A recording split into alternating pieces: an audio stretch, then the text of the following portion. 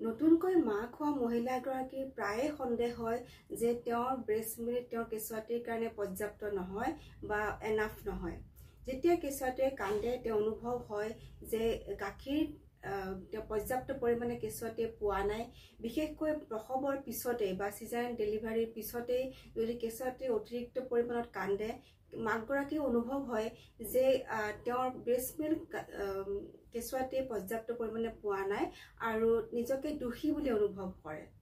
গতিকে আজি আমি আলোচনা কৰিব ওলাইছো স্তনৰ গাখীৰ বা ব্ৰেষ্ট মিল্ক কেনেকৈ স্বাভাৱিকভাৱে আপুনি বঢ়াব পাৰিব। নমস্কাৰ, মই ডক্টৰ মমতা শৰ্মা, এগৰাকী স্ত্ৰী আৰু প্ৰসূতিৰো বিশেষজ্ঞ।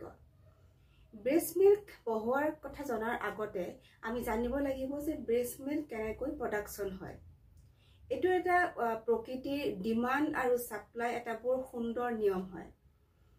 যেতিয়াই মাতৃগৰাকী প্ৰেগনেণ্ট হয়, তেওঁৰ দেহত বিভিন্ন হৰমনৰ এটা চাৰ্জ আহে আৰু ইষ্ট্ৰজেন, প্ৰজেষ্টৰন ইতিমধ্যে বিভিন্ন ভিডিঅ'ত মই ইতিমধ্যে কৈছিলোঁ যে এইবিলাক হৰমন যেতিয়া মহিলাগৰাকীৰ দেহত অতিৰিক্ত পৰিমাণত বাঢ়ি যায়, বিভিন্ন কামৰ লগতে তেওঁৰ ব্ৰেষ্টটো তৈয়াৰ কৰে পিছত প্ৰসৱৰ পিছত গাখীৰ খুৱাবৰ কাৰণে। গতিকে এইখিনি সময়ত ইষ্ট্ৰজেন আৰু প্ৰজেষ্টৰৰ প্ৰভাৱত ব্ৰেষ্ট দুটাৰ যিখিনি গাখীৰৰ নলী থাকে বা এলভিঅলাই থাকে, দাঁত থাকে, সেইবিলাক বেছিকৈ বাঢ়ি যায়, অৰ্থাৎ সংখ্যা বৃদ্ধি হয় আৰু ব্ৰেষ্ট মিল্ক প্ৰডাকশ্যনৰ কাৰণে ৰেডি হয়। আৰু যেতিয়াই প্ৰসৱ হয়, প্ৰসৱৰ পিছত ইষ্ট্ৰজেন প্ৰজেষ্টৰন দুয়োটা হৰমনে কমি যায় আৰু ইয়াৰ ফলত প্ৰলেক্টিন আৰু অক্সিটচিন নামৰ হৰমন দুটা পিটুইটাৰী নামৰ আমাৰ মগজুৰ গ্ৰন্থিৰ পৰা নিৰ্গত হয়। আৰু প্ৰলেক্টিন আৰু অক্সিটচিন হৰমন দুটাই হৈছে ব্ৰেষ্ট মিল্ক প্ৰডাকশ্যনৰ কাৰণে প্ৰধান দুটা হৰমন। যেতিয়াই কেঁচুৱাটোৱে মাকগৰাকীৰ ব্ৰেষ্টত চুপিব ধৰে, তেতিয়াই অক্সিটচিন আৰু প্ৰলেক্টিন হৰমন নিৰ্গত হয় আৰু ব্ৰেষ্ট মিল্ক প্ৰডাকশ্যন হয় আৰু কেঁচুৱাটিৰ মুখলৈকে গাখীৰখিনি যায়। ইয়াকে লেট ডাউন ৰিফ্লেক্স বুলি কোৱা হয়। এতিয়া আমি জানো আহক কি স্বাভাৱিক ধৰণে আপুনি নিজৰ ব্ৰেষ্ট মিল্ক বঢ়াবলৈ পাৰিব। ব্ৰেষ্ট মিল্ক উৎপাদনৰ কাৰণে প্ৰথমটো যিটো লাগতিয়াল বস্তু হৈছে সেইটো হৈছে সঘনাই চাকলিং কৰা, অৰ্থাৎ গুড চাকলিং এট দ্য ব্ৰেষ্ট। গতিকে যদি কেঁচুৱাটোৱে ভালকৈ ব্ৰেষ্ট মিল্ক পাবৰ কাৰণে ভালকৈ যদি সঘনাই চুপি থাকে, তেতিয়াহ'লে ব্ৰেষ্ট মিল্ক ভালদৰে উৎপাদন হ'ব আৰু কেঁচুৱাটোৱে ভালকৈ ব্ৰেষ্ট মিল্ক পাব। ইয়াতে জনাটো উচিত যে যদিও কেইবাৰ গাখীৰ কেঁচুৱাটোৱে খাইছে মাকৰ পৰা, সেইটো গন্তি কৰা নহয়, তথাপি প্ৰসৱৰ পিছত অৰ্থাৎ নৱজাতক হোৱাৰ পিছতেই 6 সপ্তাহলৈকে সাধাৰণতে 2-3 ঘণ্টাৰ মূৰে মূৰে বা 2 ঘণ্টাৰ মূৰে মূৰে কেঁচুৱাটোৱে দুধ পান কৰে আৰু গতিকে 24 ঘণ্টাত প্ৰায় 8ৰ পৰা 12 বাৰ পৰ্যন্ত কেঁচুৱাটোৱে দুধ পান কৰিব পাৰে। আৰু যেতিয়া কেঁচুৱাটি 6 সপ্তাহৰ পৰা 6 মাহ পৰ্যন্ত হৈ যাব, তেতিয়া সাধাৰণতে দুধ পান কৰাটো 24 ঘণ্টাত প্ৰায় 8 বাৰ মান হয়গৈ। যদিও মই এইটো গন্তি কৰিবলৈ কোৱা নাই, তথাপি সাধাৰণতে সিমানখিনি হয়। কিন্তু দুধ পান কৰোঁতে এটা কথা লক্ষ্য ৰাখিব লাগিব যে প্ৰত্যেকটো স্তনতে কেঁচুৱাটোৱে যাতে 10 বা 15 মিনিট সময় থাকে। ইয়াৰ কাৰণটো হৈছে দুধৰো আপোনাৰ ব্ৰেষ্ট মিল্কৰো দুটা ভাগ থাকে, সেইটো হৈছে ফ'ৰ মিল্ক আৰু হাইণ্ড মিল্ক। এই ফ'ৰ মিল্ক আৰু হাইণ্ড মিল্ক দুয়োবিধে কেঁচুৱাটোৰ কাৰণে অতি দৰকাৰী হয়।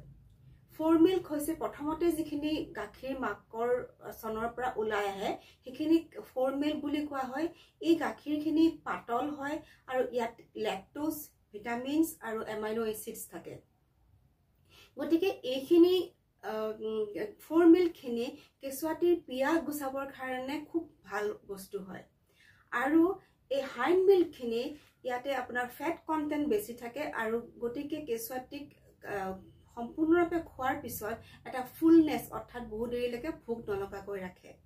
গতিকে যেতিয়া কেঁচুৱাটিয়ে এফালে দুধ পান কৰিব, তেতিয়া সদায় লক্ষ্য ৰাখিব লাগে যে এটা ব্ৰেষ্টতে যাতে কেঁচুৱাটিয়ে 10ৰ পৰা 12 বা 15 মিনিট সময় থাকে, যাতে ফ'ৰ মিল্ক আৰু হাইণ্ড মিল্ক দুয়োবিধ গাখীৰেই কেঁচুৱাটিয়ে একেটা স্তনৰ পৰাই পাব পাৰে। কাৰণ এই ফ'ৰ মিল্কখিনিয়ে আমি খাদ্যৰ আগতে খোৱা চুপৰ নিচিনা কাম কৰে আৰু কেঁচুৱাটিৰ ভোকো বৃদ্ধি কৰে, পিয়া নাইকিয়া কৰে আৰু কেঁচুৱাটিৰ পাচন তন্ত্ৰত যিখিনি গুড বেক্টেৰিয়া বৃদ্ধিৰ কাৰণে এই লেক্টোজ কণ্টেণ্টটোৱে সহায় কৰে। ইয়াৰ লগতে মগজুৰ বিকাশৰ কাৰণে এই ফ'ৰ মিল্কৰ লেক্টোজ কণ্টেণ্টটো দৰকাৰ হয়। লগতে ইয়াতে ভিটামিন আৰু এমাইনো এচিডো বহুত থাকে।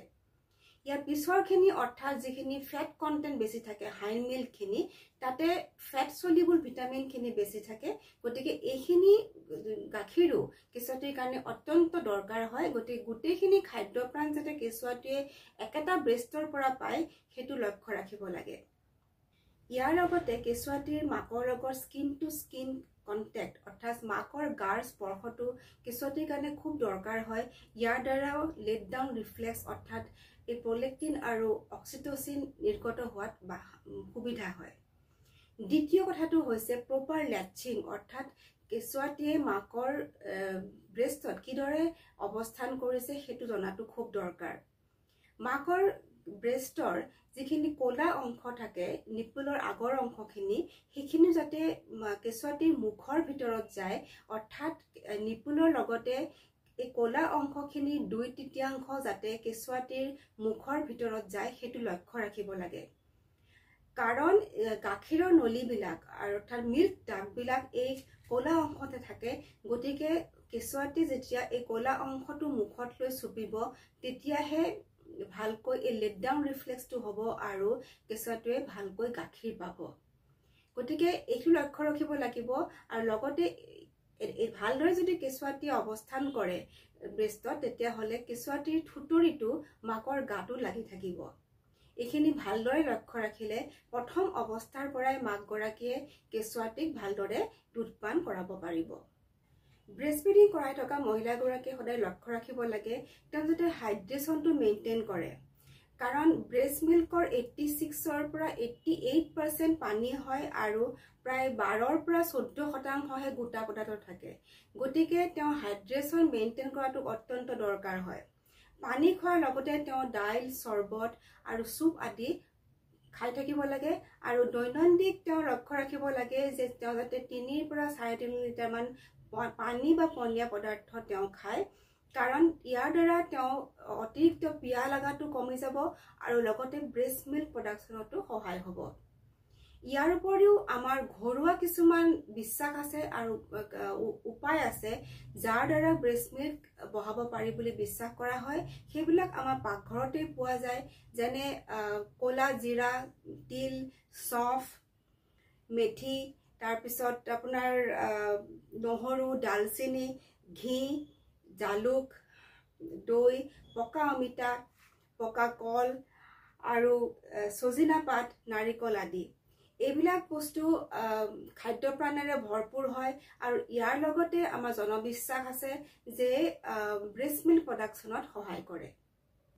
আয়ুৰ্বেদত প্ৰসৱৰ পিছৰ সময়খিনিক চুটিকা কাল বুলি কোৱা হয় আৰু এইখিনি সময়ত প্ৰসূতিৰ কাৰণে খুব দৰকাৰী বুলি ভবা হয়। কাৰণ এইখিনি সময়ত তেওঁক খুব যত্ন, পুষ্টিকৰ খাদ্য আৰু প্ৰচুৰ পৰিমাণে বিশ্ৰামৰো দৰকাৰ হয়। যদিও বিশ্ৰামটো তেওঁ ভালদৰে কৰিব নাপায় কাৰণ নৱজাতকৰ যত্ন ল'ব লগা হয়। গতিকে পৰিয়ালৰ মানুহখিনিয়ে এইখিনি সময়ত যিখিনি তেওঁৰ পৰিচৰ্যা কৰে তাক চুটিকা পৰিচৰ্যা বুলি কোৱা হয়। আৰু এইখিনি সময়ত কিছুমান ভেষজৰো ব্যৱহাৰ কৰা হয়। সেইবিলাকৰ ভিতৰত চাটাভৰি, দশমূল আৰু অশ্বগন্ধা প্ৰদান হয়। আৰু ইয়াৰ উপৰিও অভ্যাংগ অৰ্থাৎ তেলৰ মালিচ, মহিলাগৰাকী তেলৰ মালিচ প্ৰসৱৰ পিছত এটা প্ৰধান অংগ হয় চুটিকা পৰিচৰ্যাৰ। আৰু ইয়াৰ দ্বাৰা দেহ মন শান্ত পৰে আৰু এইখিনি সময়ত দেহ আৰু মন যদি শান্ত থাকে আৰু বিষবিলাক কমি আহে তেতিয়া ব্ৰেষ্ট মিল্ক প্ৰডাকশ্যনত সহায় হ'ল বুলি ভবা হয়। কাৰণ আমি এতিয়া বুজি পাইছোঁ কিছুমান কথা যে ষ্ট্ৰেছ যদি মানুহগৰাকীৰ থাকে তেতিয়াও ব্ৰেষ্ট মিল্ক প্ৰডাকশ্যনত হেম্পাৰ হয় অৰ্থাৎ ব্ৰেষ্ট মিল্ক প্ৰডাকশ্যন কম হয়। কাৰণ এইখিনি সময়ত যদি কৰ্টিচল বা এডিনলিন ধৰণৰ কিছুমান ষ্ট্ৰেছ হৰমনৰ যদি বৃদ্ধি হয় প্ৰসৱৰ পিছত, তেতিয়াহ'লে মহিলাগৰাকীৰ ব্ৰেষ্ট মিল্ক প্ৰডাকশ্যনত বাধা হ'ব পাৰে। গতিকে এইখিনি পৰিচৰ্যা যদি আমি মহিলাগৰাকীক দিব পাৰোঁ তেতিয়া তেওঁক হয়তো ব্ৰেষ্ট মিল্ক প্ৰডাকশ্যনতো সহায় হ'ব। এইখিনি সময়ত প্ৰসূতিগৰাকীৰ খাদ্যৰ ওপৰতো চকু দিব লাগে, কাৰণ এইখিনি সময়ত তেওঁক যথেষ্ট পৰিমাণৰ কেলৰিযুক্ত আৰু ভিটামিন আৰু মিনাৰেলযুক্ত আহাৰৰ প্ৰয়োজন হয়। এইখিনি সময়ত যাতে তেওঁ সুষম খাদ্য খায়, কাৰ্বহাইড্ৰেট, প্ৰটিন, ফেট আদি পৰ্যাপ্ত পৰিমাণত পায়, লগতে ভিটামিন, মিনাৰেল আদি তেওঁ ভালদৰে পায়, তাৰ প্ৰতি লক্ষ্য ৰাখিব লাগে। আৰু প্ৰয়োজন হ'লে ছাপ্লিমেণ্ট ব্যৱহাৰ কৰিব লাগে, যেনে calcium, folic acid, vitamin D, omega 3 ফেটি এচিড আদি। গতিকে এইখিনি ছাপ্লিমেণ্ট আৰু ভালদৰে খোৱা বোৱা কৰিলেও তেওঁৰ দুধ উৎপাদনত সহায় হ'ব। এইখিনি সময়ত প্ৰসূতিগৰাকী খুব ভাগৰুৱা থাকে আৰু তেওঁ টোপনিৰ খুব দৰকাৰ হয়, কিন্তু তেওঁ যিহেতু নৱজাতকৰ যত্ন ল'ব লাগে, গতিকে টোপনিৰ তেওঁৰ অভাৱ হয়। গতিকে পৰিয়ালৰ মানুহখিনি যদি অলপ সহায় কৰি দিয়ে, তেতিয়া টোপনি যদি ভালদৰে আহে তেতিয়াও তেওঁৰ দুধ পান কৰা সমস্যাটো বহুতখিনি কম হয়। কাৰণ দুধ পান কৰাবৰ কাৰণে তেওঁৰ মগজু শান্ত থকাটো খুবেই দৰকাৰ হয়, আৰু ইয়াৰ দ্বাৰা দুধ উৎপাদনত তেওঁৰ প্ৰক্ৰিয়াত তেওঁৰ বাধাৰ সৃষ্টি হ'ব পাৰে। ইয়াৰ উপৰিও ষ্ট্ৰেছৰ বিষয়ে অলপ আগতে উল্লেখ কৰিছিলোঁ। ষ্ট্ৰেছ আৰু ডিপ্ৰেশ্যনৰ দ্বাৰাও কিছুমান ষ্ট্ৰেছ হৰমন বৃদ্ধি পায়, যেনে কৰ্টিচল, এড্ৰিনালিন ইত্যাদি। আৰু বিশেষকৈ এড্ৰিনালিনে মাতৃগৰাকীৰ অক্সিটচিন নিৰ্গত হোৱাত বাধা দিয়ে। গতিকে দুধ উৎপাদনত বা ব্ৰেষ্ট মিল্ক উৎপাদনত তেওঁৰ বাধাৰ হ'ব পাৰে। গতিকে মাতৃগৰাকী যাতে ডিপ ব্ৰিডিং এক্সাৰচাইজ মাজে মাজে কৰি থাকে, লগতে লাইট কিছুমান পোষ্টপাৰ্টাম এক্সাৰচাইজ থাকে, সেইবিলাক যাতে তেওঁ ডক্টৰৰ পৰা বা হেল্থ কেয়াৰ ৱৰ্কাৰৰ পৰা শিকি লয়। ইয়াৰ দ্বাৰাও তেওঁ বহুতখিনি তেওঁ মানসিক অৱসাদ আৰু ডিপ্ৰেশ্যন আৰু ষ্ট্ৰেছ কমাব পাৰিব, আৰু ব্ৰেষ্ট মিল্ক উৎপাদনত তেওঁৰ সহায় হ'ব, আৰু কেঁচুৱাটোৱে ভালদৰে ব্ৰেষ্ট মিল্ক পাব। এইখিনি তথ্য যদি আপোনালোকৰ ভাল লাগিছে তেতিয়াহ'লে লাইক, শ্বেয়াৰ আৰু ছাবস্ক্ৰাইব কৰিব, আৰু ফেচবুকত চাই থাকিলে ফ'ল' কৰিব। ধন্যবাদ।